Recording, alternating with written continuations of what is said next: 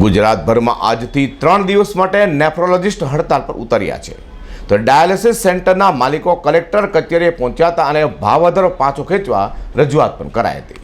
ગુજરાતભરમાં 8 થી 3 દિવસ માટે નેફ્રોલોજીસ્ટ હડતાલ પર ઉતરી જવા પામ્યા છે.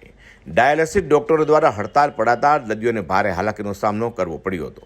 દર્દીઓને ડાયાલિસિસના સેન્ટરના માલિકો દ્વારા કલેક્ટરાલય પહોંચી આવેદનપત્ર આપવામાં આવ્યું હતું અને ભાવ વધારો પાછો ખેંચવા રજૂઆત કરાઈ હતી. દર્દીની બંને કિડની ફેલ જવાથી તેમને અઠવાડિયામાં 3 વખત ડાયાલિસિસ કરાવવું પડે છે. આ ડાયાલિસિસ તેને આખી જિંદગી કરાવવાનું હોય છે. જ્યારે દર્દીઓનું ડાયાલિસિસ પ્રાઇવેટ હોસ્પિટલમાં પ્રધાનમંત્રી યોજનામાં સંપૂર્ણપણે ફ્રીમાં થઈ જાય છે.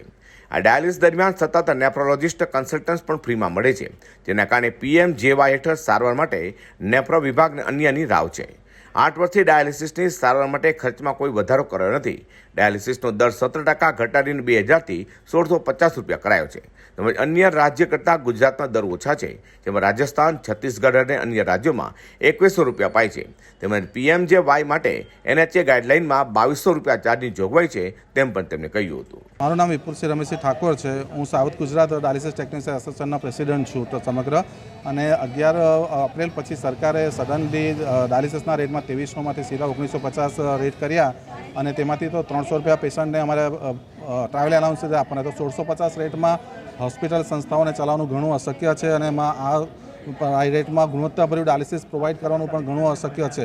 તો આમાં વધારે સફર કિડનીના પેશન્ટો થાય છે, હોસ્પિટલ થાય છે, ચલાવનાર ટેકનિશિયનો થાય છે, કિડની નિષ્ણાતો સફર થાય છે. તમારી સરકારશ્રીને માંગણી છે કે તમે ભાવ વધારો ન કરો તો એટલીસ્ટ ઘટાડો તો ન જ કરો, જેથી અમારા ડાયાલિસિસ યુનિટો અને ડાયાલિસિસના દર્દીઓ એક સારું અને ગુણવત્તાભર્યું જીવન જીવી શકે.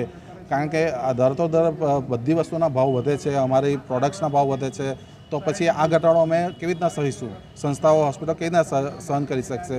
તો અમારી સરકારશ્રીને માંગણી છે વધારો ન કરો, એટલે જે ઓરિજિનલ ચાર્જ છે તે અમને કરી આપો, જેથી અમે કિડનીના પેશન્ટોનું સારી રીતે ટ્રીટમેન્ટ કરી શકીએ. આજે કઈ જગ્યાએ રજૂઆત કરવી?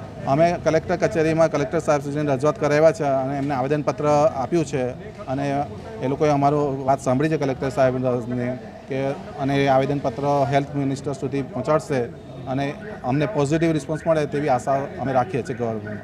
સુરત કલેક્ટરાલય પહોંચેલા નેફ્રોલોજીસ્ટો દ્વારા વિવિધ માંગણીઓ સાથે આવેદનપત્ર આપી રજૂઆત કરવામાં આવી હતી. અઝર કુરેશી સાથે પ્રકાશવાળા.